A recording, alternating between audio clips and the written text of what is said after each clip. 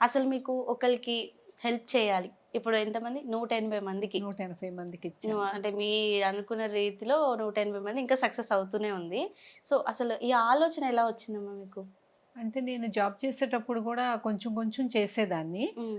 మా పాపకి educational allowance వచ్చిన ఓల్డ్ ఏజ్ హోమ్‌లో దుప్పట్లని అలా చేసేదాన్ని. ఓకే. తర్వాత నేను జాబ్ రిజైన్ చేసినాక మనకంటూ ఇన్‌కమ్ లేకుండా చేయకూడదు. హ్మ్. నేను హ్మ్. ఆన్‌లైన్ శారీస్ బిజినెస్ స్టార్ట్ చేసిన తర్వాత నాకు ఏదోకటి చేయాలి హ్మ్. అనేది ఎప్పటినుంచో ఉంది. హ్మ్. దానికొక ఆర్గనైజేషన్ లాగా పెడదాము అంటే దానికి మళ్ళీ రిజిస్ట్రేషన్‌లు ఇవన్నీ ఆడిటర్‌లు ఇవన్నీ ఉంటాయంట. హ్మ్. మనం చేయగలిగిన పనే చేయాలి. పక్కన వాళ్ళని అడగకుండాను. హ్మ్. ఎవరి బిజీ వాళ్ళకుంటుంది. హ్మ్. అనే దాంతో ఇంకసలు ఏం వద్దు అనుకుని నాకు నేను అనుకున్నాను. హ్మ్. తర్వాత 3 కేటగిరీలు తీసుకున్నాను. హ్మ్. చేతులు లేనాళ్ళు, కాళ్ళు లేనాళ్ళు, కళ్ళు. హ్మ్. వాళ్ళిద్దరూ కళ్ళు లేనాళ్ళు కూడా పని చేస్తున్నారు బయట. అవును. చేతులు లేకపోతే కూడా చేస్తున్నారు. హ్మ్. కాళ్ళు లేకపోతే, డబ్బులు లేకపోతే బయటికి కూడా రాలేరు. అవునమ్మా. అలా డిసైడ్ చేసుకొని కాళ్ళు లేనాళ్ళకి ఇవ్వాలి. ముందైతే ఆడపిల్లలకే ఇవ్వాలనుకున్నాను. హ్మ్. అలా కష్టమైపోయింది. ఇద్దరూ ప్రాబ్లమ్ ఫేస్ చేసేవాళ్ళు ఉంటారు. చేసేవాళ్ళే ఉంటారు. అప్పుడు ఇది స్టార్ట్ చేసి ఇంకా ఎవరు నాకు రిక్వెస్ట్‌లొస్తే వాళ్ళది చెక్ చేసుకొని ఇస్తున్నాను. హ్మ్.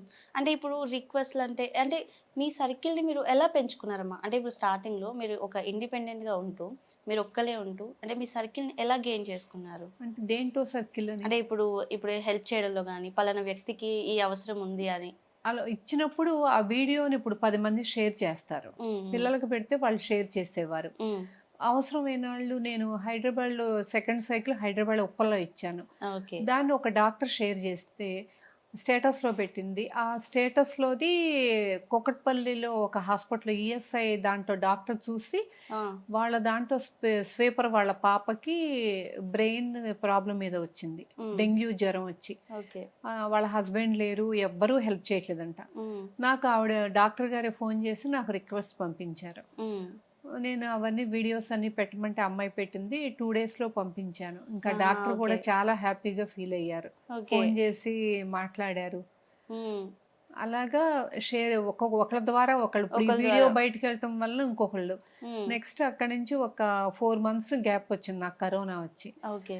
ఆ తర్వాత నుంచి ఏలూరు దగ్గర స్టార్ట్ చేశాను. అక్కడ ఒక సోషల్ వర్కర్ ఉన్నాడు శ్రీను అని. ఆహా! ఓకే. తను ఇంకా చుట్టుపక్కల అందరికీ ప్రతి ఊళ్ళో సోషల్ వర్కర్‌లకి చెప్పట్టు పెట్టి, హ్మ్. ఆ ఊళ్ళో ఉండే రిక్వెస్ట్‌లని పంపించేవారు. ఓకే. ఓకే. దాన్ని చెక్ చేసుకొని నేను తర్వాత ఎవరికి అవసరం ఉంది అనే దాంతో ఇచ్చివ్వటం మొదలుపెట్టాను.